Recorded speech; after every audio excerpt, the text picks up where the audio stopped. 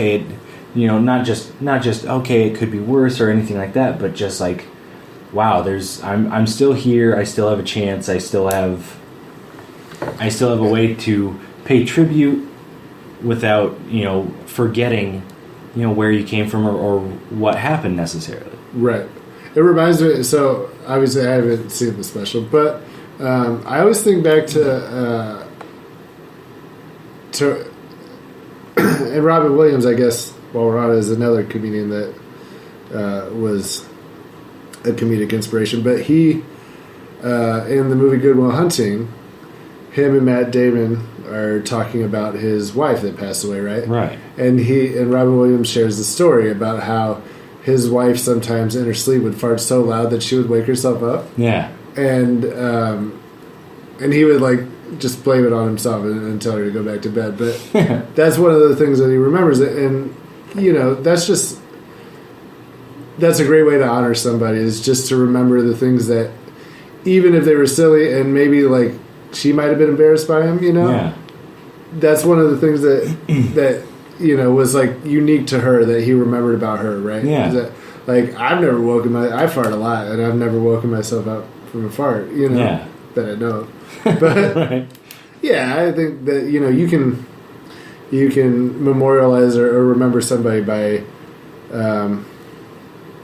paying attention and remembering something specific about them that happened, that when you think about it, it reminds you of that person only. Yeah, and it's the little stuff like that when they're alive, when they're here, when they're present, you kind of have that whole thing of like, I'm going to joke about how she farts in her sleep. You know, and it's funny to me. And then when they're gone, talk about I really miss that woman being around and farting in her sleep. Yeah, you know, like you joke about the imperfections, right? And it kind of makes you miss those imperfections, makes you miss every facet of this person. Right. Yeah, and I think like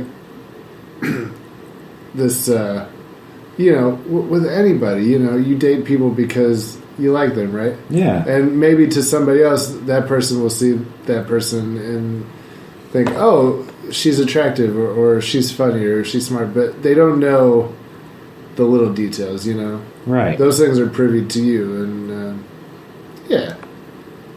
No, I would like to see this special for sure. Yeah. No, I think. Have you seen it? Yes, and I loved it. Like Yeah. I watched it in bed, thinking, okay, this is something I can check out before I go to sleep. Right. And not that I thought that the special would put me to sleep, but just like, right. I'll watch it before I go to bed, whatever. Right. And after the special, like it kind of, the special itself kind of woke me up. Like I found myself having like a second burst of energy, and like, wow, I just kind of can't go to sleep now. I got a whole bunch of feelings. Yeah. I can't go to sleep in this muck.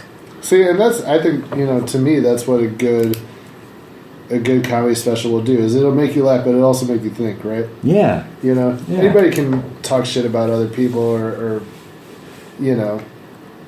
make silly make-believes, but, Yeah. it takes something special to, like, make you think about something and make people laugh. Yeah. I personally like not just hearing jokes. Jokes are great here and there, but for the most part, I really kind of connect with the comedians and the actors that tell you a story. Right. I want to not just a story, but an experience. Like, I want to hear what happened to you. Yeah. Like, I want to connect with what happened to you and think, man, I don't know what I'd ever do if I ever went through that. Right. Or I've been through something like that. That's definitely how I felt. This guy put it into words and made me not feel so alone in the experience. Yeah, and that's good stuff, man. Yeah. So I definitely sympathize with you there on the Patton Oswalt. Oswalt definitely. When I was younger, I'll admit I didn't really understand Patton Oswalt's style, so to say, but as I kind of matured as much as one can, and matured in life and my comedic tastes, Patton Oswalt definitely grew on me, and I went back and watched the older stuff. It's like, how did I not see any of this stuff and think it was just uproarious? Like, Yeah. So yeah, Patton Oswalt, Robin Williams for me was definitely growing up the man. Yeah. In my house, So funny. Robin Williams made everybody in my house laugh, like belly laugh, hurt, and we bought the Robin Williams on Broadway like DVDs and watched everything like over and over and over again. Like I don't know a whole lot about Robin Williams. I'm more familiar with his like movie career, you know. Mm-hmm. But you could just tell, like watching him and his mannerisms, that like so much of that was just on the spot. Like he you know, at least in his movies, you can tell that a lot of it just had to be improvised. I mean, it's just so like quick-witted and fuck, man. I mean, it just. Well, I think that story that he told in Good Will Hunting about his wife farting was improvised. Oh, really? Yeah, I'm pretty sure that story in particular was improvised, which is why he got such a crazy fucking response from Matt Damon. They had cameras rolling on both of them, and that response from Matt Damon. I remember hearing that. It was a genuine like. Yeah, they thought he was gonna. They thought he was gonna chortle or whatever, right. and they were ready for that. But the way Robin Williams told the story just put Matt Damon in stitches, and I'm pretty sure from some of the research I've done watching like behind the scenes videos and stuff like that, that story in particular was improvised on the spot, which just kind of shows you a glimpse of Robin Williams' ability to kind of tap into the human condition and really connect with maybe not just Damon himself, but Damon's character in the movie, and kind of took him out of the element for a minute. Yeah. Let's see. One I like. A lot of people might not recognize the name. A guy named Ralph Harris. Never heard. Ralph Harris, fantastic comedian. He had the first time I ever saw him was in one of the 30-minute Comedy Central specials. Okay. That they used to have back in the day. Yeah. That Dave Attell and all that. Ralph Harris had a special on there, and he just talked about his parents and how crazy they were, and his family and stuff like that. Mm-hmm. Clean comedian, and I don't get it. You don't get clean comedians? Yeah. I don't like. Okay, so I don't. I don't know if you don't get the act of them, or so part of it. Well, some people have told me that clean is like the material. A lot of people have told me it's just not cursing. Yeah. Which I mean, like, because a lot of people think clean, they're like, oh, they don't talk about sex or any of the fun stuff. I was like, no, they still talk about it. They just don't be like, I'm fucking this chick, right? And yeah, like they still talk about adult issues and that kind of thing. It's just they don't go out of the way to be too graphic or curse or that kind of thing. Yeah. All right. Anyways, you're not for that, okay? No, so not a fan of Brian Regan. You know, Brian Regan is somebody I've literally never seen one. Really? No. Oh, But I've heard that he's great. I've got to change it. Here's the thing, man.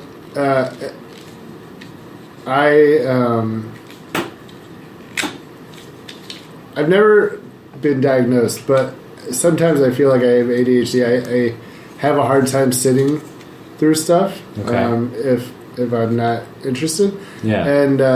And I like stuff that's quick that I don't have to invest a whole lot of time into. So I don't watch a whole lot of TV. I don't watch a whole lot of comedians. Okay. Now, like, if I could go to a comedy show, I'd go to a comedy show every night. Like, I love comedy. I just don't want to watch it on the TV, you know?